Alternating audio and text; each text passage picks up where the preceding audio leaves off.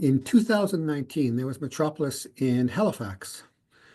And there, the mayor of Halifax, Mike Savage, gave a powerful presentation on what does it mean to collaborate at all levels. And for me to remember that 5 years later, it's a pretty good speech because I get to hear lots of presentations.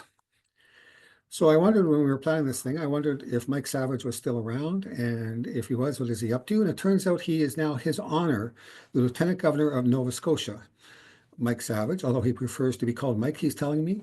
And we really appreciate that he flew in all the way from Nova Scotia, and he was here in the basement with me in Portage la Prairie doing this. No, he's at his home or his office in Nova Scotia. And there, it's like 12 o'clock or something. So, Your Honor, thank you very much for making time for us. You are speaking to a group of people who work in the settlement and integration sector from the Northwest Territories, Alberta, Saskatchewan, and Manitoba. And maybe others snuck in too. We're not sure. But thank you for showing up, and thank you for spending time with us, and we look forward to your presentation and learning from you. All right, John, thank you very much. Can you hear me okay? We're good to go? All right. Thank you very much for inviting me, and if I'd known you were wearing a tie, I might have wore one myself. I wear a tie a lot more as LG than I did as mayor. Allow me, first of all, to acknowledge that I'm in Mi'kmaq, which is the traditional, the unsurrendered land of the Mi'kmaq people. That's Nova Scotia. And we honor the peace and friendship treaties with the Mi'kmaq people.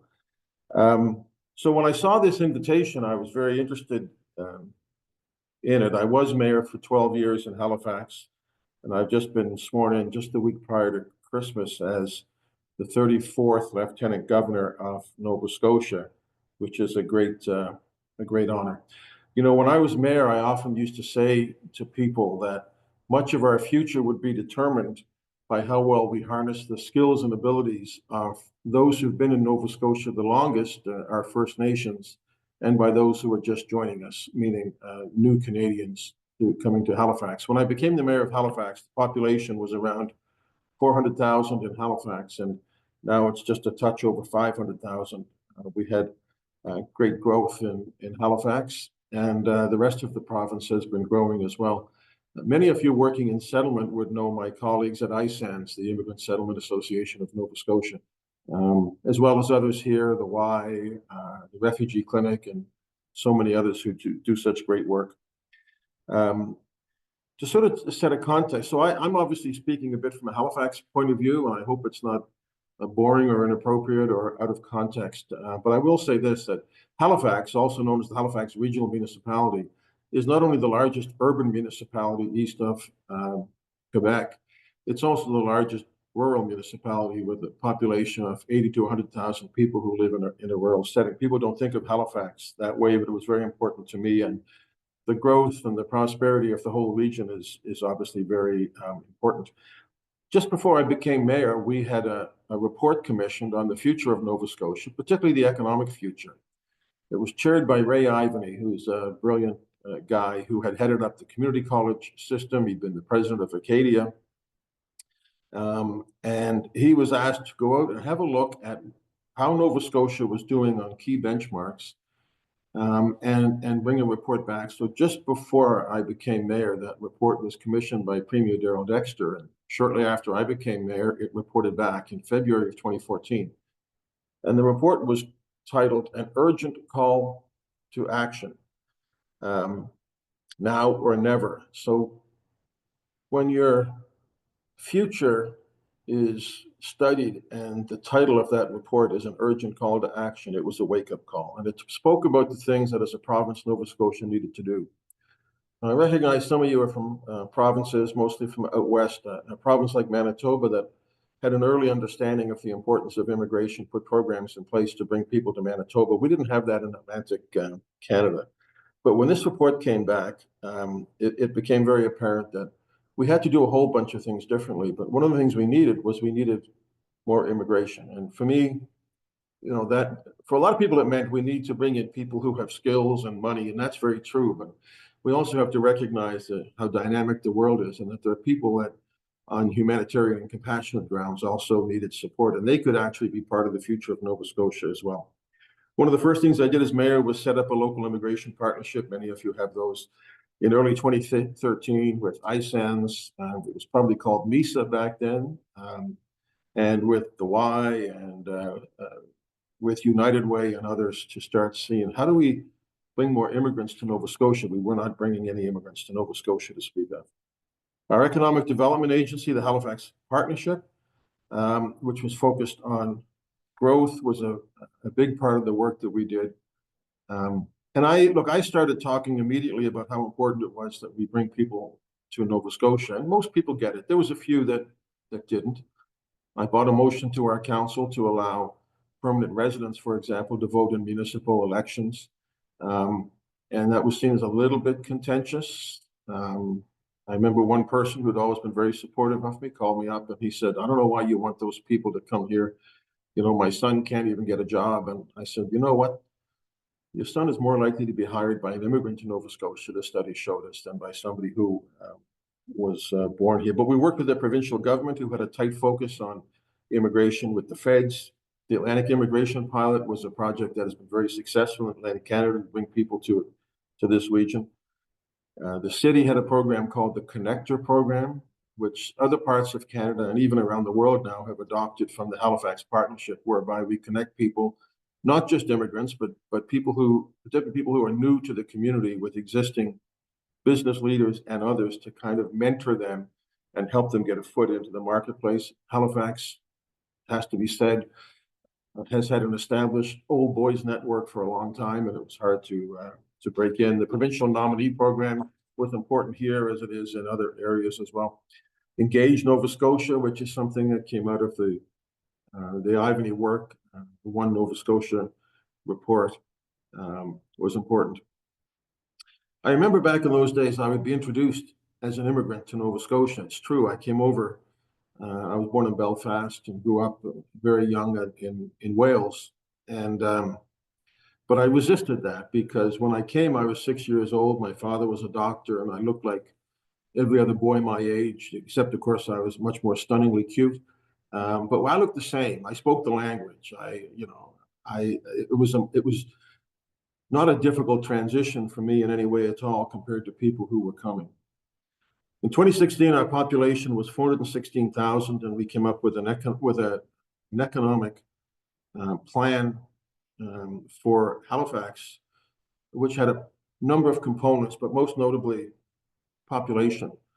And we told people that we wanted to go from 416,000 people to 550 by 2031. And a lot of people thought that was far too aggressive. Well, we overachieved on those targets. And now that we're 500,000, our last economic plan that the Halifax Partnership did identifies a target of 650,000 by 2037. And one of the things I'm very proud of as when I was mayor is that our economic plan strategy is titled People, Planet, Prosperity. Focusing on people, focusing on the planet is what will lead us to prosperity. And it not only spoke about the importance of immigrants, but also the underrepresentation of the African Nova Scotian population in the success and growth of Halifax. We come up, I shouldn't say we, but we supported a community-led program called the African Nova Scotian Road to Economic Prosperity, tied into things like DPAD, the decade for the people of African descent. So recognizing that more people need to be part of our success, working very closely with leaders in the First Nations community, the Mi'kmaq Native Friendship Center and others, the Refugee Clinic, communities, service clubs, churches, because this was around the time that the Syrian refugee crisis had galvanized it. It's almost like people didn't realize there's always a refugee crisis somewhere in the world. But, you know, that Syrian crisis of refugees, I think, was a moment in Canada where Canada stepped up and said, we're going to do something about this. It sort of ties in to my own story now as the Lieutenant Governor of Nova Scotia and trying to figure out how do I assist, hopefully in some little tiny way, in issues that matter to me. One of which is, you know, how do we support and work with newcomers. And I remembered, like, I have no money to give. So people, they all want to see the lieutenant governor, but I got no money. I'm not in politics. I've taken a vow of neutrality. I don't really advocate. But I remembered I guess it was in December of 2015, that the Governor General of the day, David Johnston, convened a meeting in Ottawa to talk about the Syrian refugee crisis and how do we, John McCallum was the Minister of Immigration, I recall.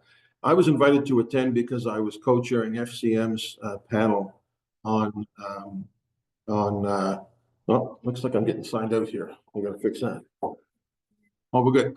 I was co-chairing FCM's panel on resettlement of Syrian refugees, and this power to convene, which you're doing today, bringing people together who are like-minded, may be an area that I can do some work as a lieutenant governor in a non-political way.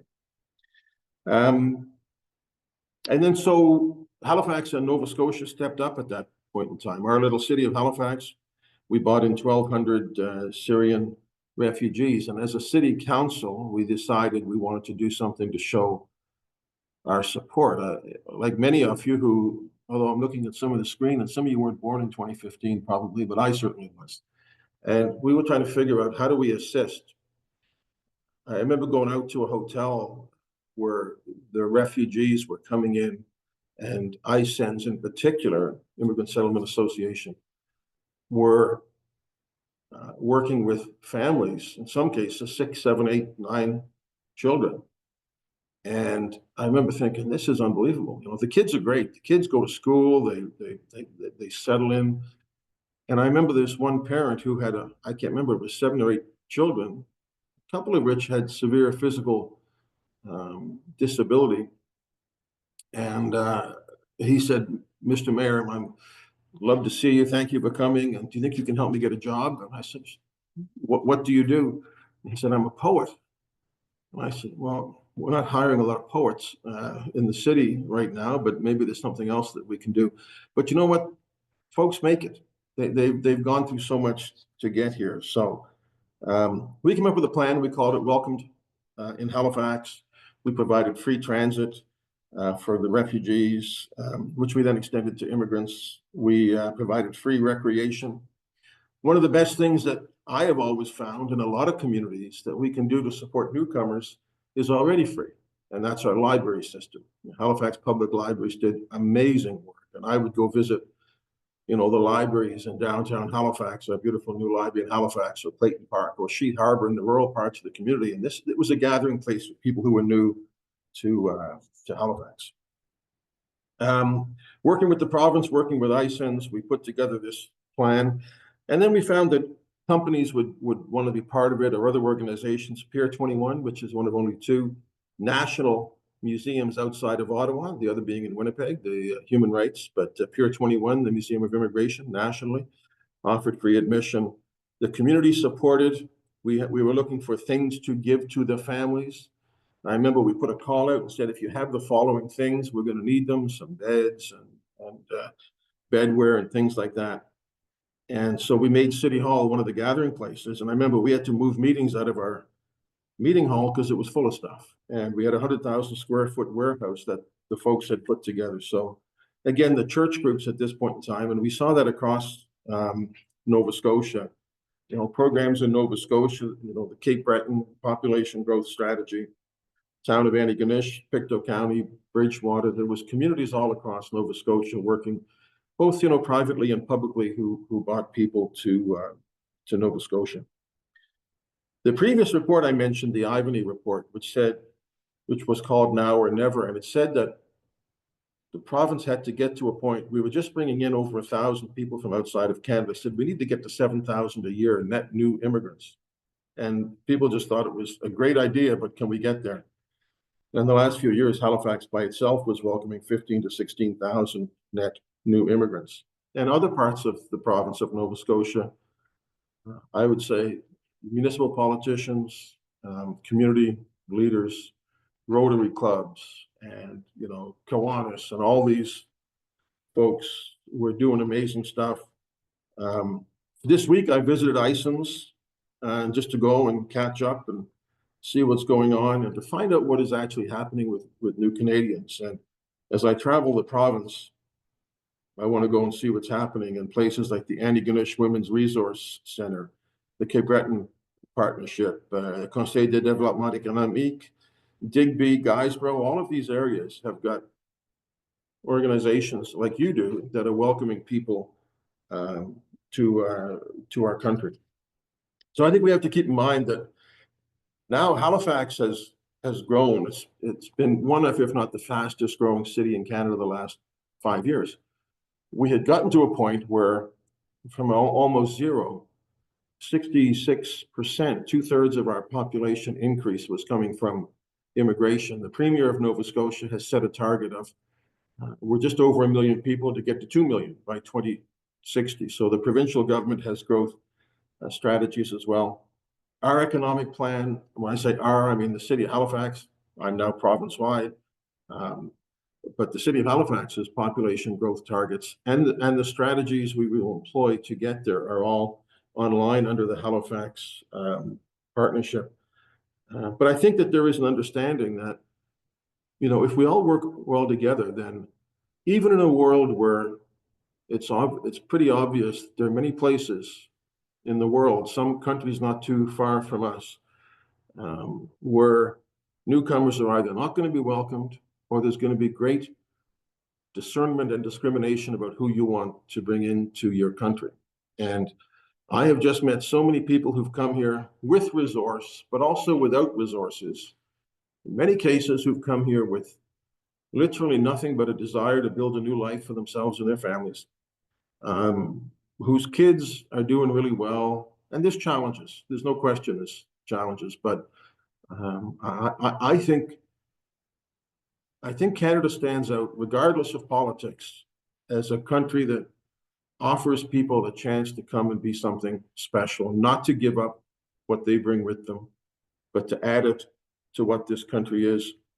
We just hosted here at Government House in Halifax this week or last week, I don't know what day it is, but I guess it was last week, a swearing in ceremony for new Canadians. And I always tell people, if there's two things I'd like to make mandatory for every Canadian citizen, it would be go to a Special Olympics and go to a swearing in ceremony for new Canadians and really see what people think of our country, the things that we take for granted, the things we complain about. We have a lot to offer people, and they have an awful lot to offer us. So I want to congratulate you for this organization, for the great leadership that it's showing.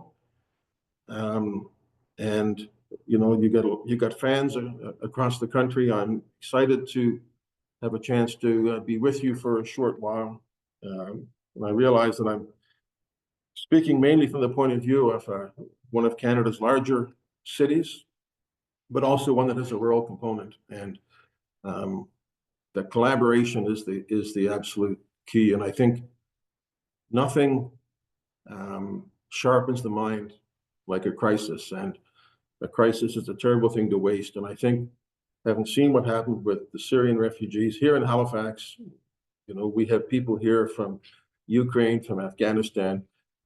10 years ago, we had a large influx of people from Bhutan, Bhutanese, who, people couldn't even pick out on a map, are coming to Halifax and are finding their way. And so, I don't have a lot of advice to offer, but when people ask me, what should we all be doing? One of the things we should be doing is we should be being as generous as we are able to be, and because it comes back to us in big numbers. It's been a pleasure to do some work on that, and I look forward to continuing doing that in the limited way that I can contribute as Lieutenant Governor of Nova Scotia. So thank you very much for allowing me to be part of this. If you have any questions, I'm happy to take them. Merci beaucoup. Merci à tous. Wololiuk, in the words of our first language of Nova Scotia, Mi'kmaq. It's a pleasure to be with you. Thank you, Your Honor, Mike. I do have a couple of questions. If anyone has questions, please just either throw them in the chat or raise your hand. And all of us kind of organizing this will make sure your questions get asked. I have a question, though. I want to quote a brilliant person from Nova Scotia who in 2019 said, incredible work can be done if we don't care about who gets the credit. That quote comes from you, Mike. You said it at Metropolis. Do you have any specific examples of the kind of work that can be done if we don't care about who gets the credit? Or you want to elaborate on that thought? Sure. Well, generally, yeah. There's my office in City Hall used to call them. I think they used to refer to them as Mayor Savage's droppings, little sayings that would identify me. One is, let's not let perfect be the enemy of better. And one is, yeah, it's amazing what you can get done if you don't care who gets the credit. And I think on this issue of growth, it's really important because it really doesn't matter. We all benefit. Businesses benefit when we have an increased population. We bring people in to Halifax. The community benefits, the city benefits, the province benefits. There's economic benefits, there's social benefits. There's just a whole bunch of amazing things that we can do. And I've always found, and I mentioned this to the new mayor when he asked for advice. If you share the credit, it actually comes back to you fivefold or tenfold, or I don't know the math on it, but and I think that in our case in Nova Scotia, the provincial government under Premier McNeil, under Premier Houston, under Premier Dexter in the early days trying to get things up, they had the same goals that we had. And from a Halifax point of view, I don't really care. People used to say, well, we're, cost of housing and everything else. People are living outside the city limits. Okay, that's no problem. That's good. We want areas like, Chester and Bridgewater and Kentville and Windsor and Truro and, East Hants and all these areas. We all benefit together. The world is too small, let alone a little province like Nova Scotia, for us to worry about the credit that comes back to us for doing things. And so I just think that, we can do these things together. And that goes to the point of this conference, which is, collaborating. Just as an example, and it's kind of a connected thing. We have the homelessness crisis here, like many people across the country, and we have seen people step up to address it. The Catholic Church came to see me, and they wanted to put little houses on the churches, and we looked at them and said they're not built to code, but we didn't say you can't do them. We just said let's work together and build them to code so that people don't die in these little shelters on church property, because we had the same goal. And regardless of political party down here, I don't think anybody is opposed to immigration the way they might have been 20, 25 years ago. Now, we still don't have the right to allow voters who are permanent residents to vote in municipal elections because we need the provincial government to do the legislation. We passed that in 2015. But we have to do that's another thing. We can't do it without the province. We have to work together and we have to make these goals sing. And if we do, it'll be to the benefit of all of us. Yeah, and here in Manitoba, you were applauded for your work to try and have permanent residents vote in municipal elections. We were looking at that too. So thank you for your work on that. Does anyone else have any other questions? Because I have another one, but if you got one, I don't want to cut you out. Nova Scotia has one of the oldest Black communities in Canada, and it's quite fascinating to read about it and to learn from it. I also know that the relationship has been quite complex with the province and with other communities in Nova Scotia. Can you talk about some of the anti-racism work that has been done in Nova Scotia? Because I've been reading that things are better there now, and kind of the pathway or the things you did to try and make it better for all folks in Nova Scotia when it comes to anti-racism work.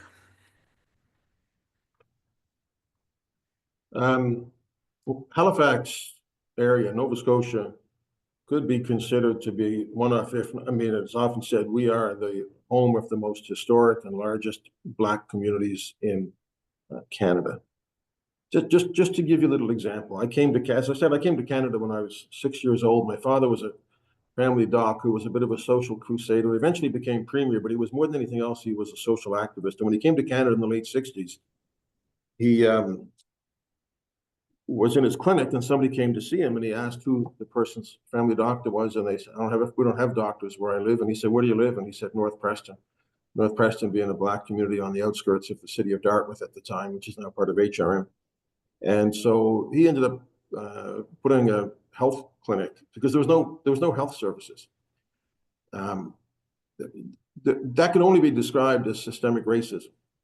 So we have systemic racism in Halifax, not just anecdotally, but proven in court, Driving While Black, Kurt Johnson, and others. And so we have significant numbers of communities within HRM that have a very historic Black population. And they were not part of the economic success. So I mentioned we started the Africa Nova Scotia Road to Economic Prosperity. And it came from the community because many times people have stopped and started and governments have said, we'll do this, we'll do that. And there's some momentum and then it dies. And we said, you tell us what you need. For example, in many Black communities, land title was a big issue because things weren't always written down and recorded. But families knew that their families have been on the land for many generations. So it addresses that. When we do major projects like we're doing in Halifax with something called the Cogswell Interchange, which is a 16-acre piece of land in the heart of downtown Halifax that was overbuilt in the 1960s with a bypass highway, like parts of Toronto. When we took that down, that's very close to the historic African Nova Scotian population. So we said, okay, we'll put a plaque up, but what else can we really do? That is to make sure that that community is part of the economic development that comes from the construction of those things. That's really important. And I think, again, that this is an area where we can work together and make a real difference for historic communities, particularly the Black African Nova Scotian population, the First Nation communities that have been the victim of systemic racism. The first thing is to recognize it.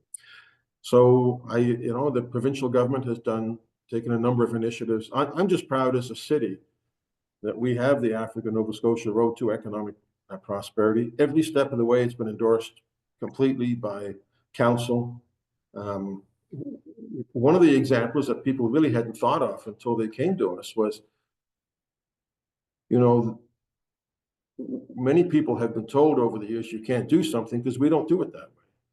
Well, the way we've been doing it hasn't worked. And so we set up specific people in our planning department to work with these historic African Nova Scotian communities. And we've said, we're going to plan differently. We're going to allow some developments outside of what we call the service exchange. We're going to make sure that we provide drinking water and things to some of these communities. It's not enough, but I think it's really good. And the key is it was led by the community. The co-chairs, a gentleman by the name of Irvin Carvery and a wonderful woman named Dolly Williams have bought the communities. And sometimes it takes a little bit of time to do that. But if you listen to community and if it's, nothing for us without us has made, a large difference. So I don't think I've done all that much. My father had a great history in those communities and many other folks have as well. And I think slowly but surely we're making some progress. And again, you either believe in your heart that some of these initiatives lead to a better community for all of us, or you don't. It's not a charitable thing. It's better for all of us. I'll leave it at that.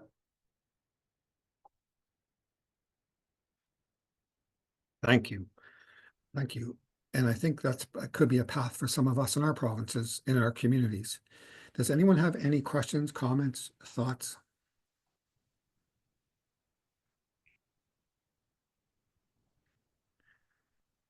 All right. I'm going to ask another one then. I would love to understand the way you communicate to get everyone on board with the direction that you want to go, both listening from folks and communicating your messages out to people, because the Syrian response or some of this anti-racism work took a ton of effective communication to try and get everyone kind of moving the same direction. Do you have any communication hacks or anything we can learn from you about effective communication across all these parties, all the people involved? No, I rely on people like Melissa, who's sitting beside me, who's my communications advisor. Melissa Gertson with a Ukrainian background. I don't know if you have any of those in Manitoba or in Western Canada. I just think that my advice would be to politicians.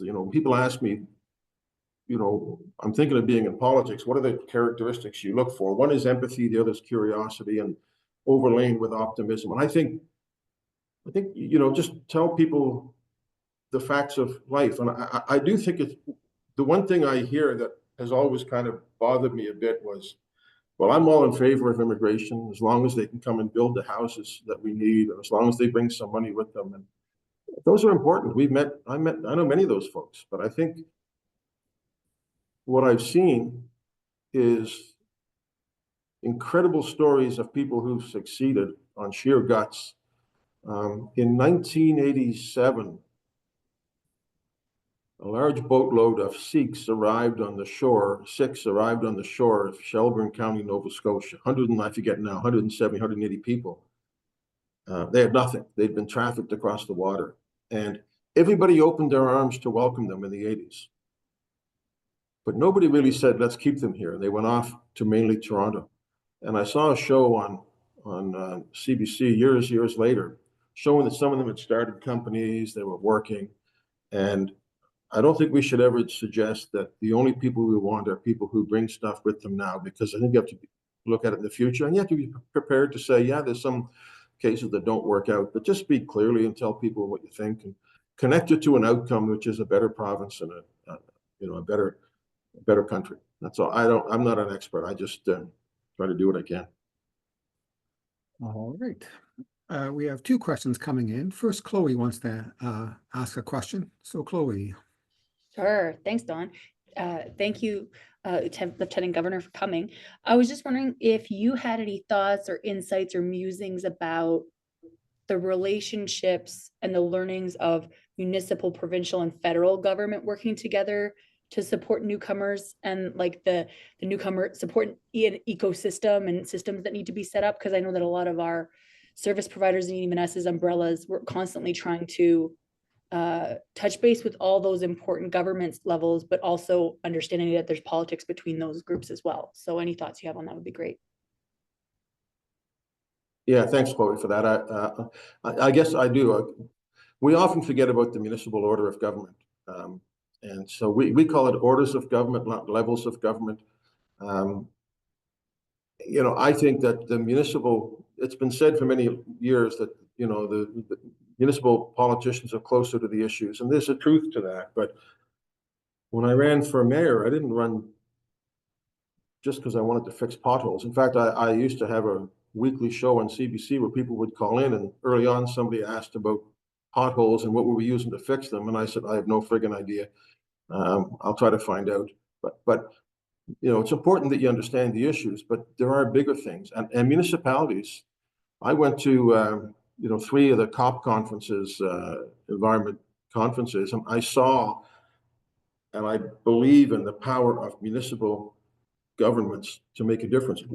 We saw this the first time President Trump was elected, and he said, we're coming out of the Paris Accord, and you saw the mayors of Boston, New York, San Francisco, Seattle, Miami say, no, we're still in it. They didn't want to build walls. So don't ignore the municipal order of government, whatever the size. There is a connection to people there and an ability to rally information. So people sometimes forget to bring the city involved. If we weren't involved, we wouldn't have had the transit pass, the rec pass, and all those sorts of things. And I guess that would be another connection to the idea that, don't worry about who gets the credit. There's more credit than you think, right? I mean, political credit is not like a jar of jelly beans where if you take 6 out, there's 6 less. I believe that if, making a difference in the community is not so finite, and that there is an opportunity to build it together. And the other thing I would say is, a number of years ago, and I hate to keep connecting this to my own story in such a selfish way, I was a member of parliament from 2004 to 2011. And I was on the committee that brought in civil marriage for gays and lesbians in 2005. It was a very proud moment for me.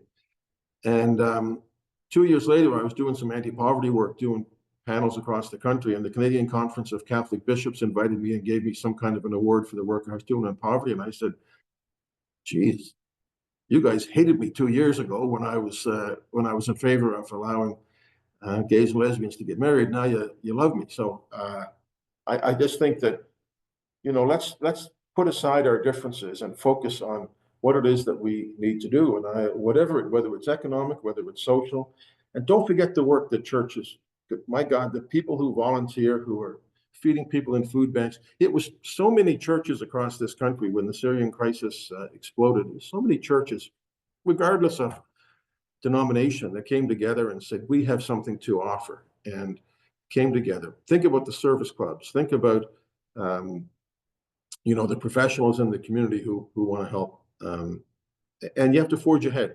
But I would say, don't forget about your municipal government partners. They can be very powerful in this issue. Well, Mike, Your Honor, you got another quote going in my phone. That political credit is not like jelly beans. It's never ending. Jelly beans run out. That's a really good word picture that I need to start telling. Couple more questions. Couple more questions. We'll have you out of here by Monday, we promise, okay? No, we'll soon wrap up. One question. How can we, this is from somebody, how can we better engage Indigenous communities in conversations about settlement and inclusion? Well, I think it's critical. As I said, I often say this saying that there is a virtuous circle to this. For a long time I started saying, look, much of our future will be determined by how we harness the skills and abilities of those who've been here the longest and those who are just coming. And there was some resistance to immigration from those who said, wait a sec, we haven't had any benefit. Why are you giving free transit and all this stuff to folks who are just coming here? We've got people who've been poor for generations, right? And so I think you have to do what's right and not always what is the easiest thing to do. And in Halifax, we have an amazing Indigenous community. I'll single out Pam Lowe-DeRosier of the Mi'kmaq Native Friendship Center, who's going to build a new center and in Halifax. It's going to be dynamic. It's awesome. The city donated the land, the feds, the province contributed. And Pam has always been able to see that our center can be not just for the Mi'kmaq people, but it can be where we bring people from around the world in. One of the great individual moments I've had as mayor, one of the things I started doing when I became mayor, because I started to meet with the university. We have 8 universities and community college in Halifax, and I started having a quarterly meeting with the presidents of the universities and then the student councils. And we put together a memorandum of understanding. And one of the things I said I want to do is I want to have a first-year reception for first-year international students, because so many students came to Halifax from around the world. But when they come to Halifax, forget about getting used to the weather. They didn't know how to do the transit. They didn't know how to do, separation of solid waste. They didn't know the city. They didn't know how to get a prescription filled. So we put together this thing. I hosted it, had a lot of fun, invite other politicians, but I would host it. A lot of places in the world, they don't know or trust the mayor. They don't know or trust the police. And we wanted to break that down. And the first year we did it in our wonderful library. And we invited First Nations drummers to come. And the attention and the respect that people from around the world who had no idea, what Mi'kmaq Nation was, the rapt attention, it almost made you cry when these folks were playing. I think there is an indelible connection between those whose people had been here forever and those who are just arriving. And I think you can harness it and use it. But don't allow yourself to think that they are mutually exclusive parts of our community, because I think that they're absolutely connected. Yeah, thank you for that. We have one more question sent to me.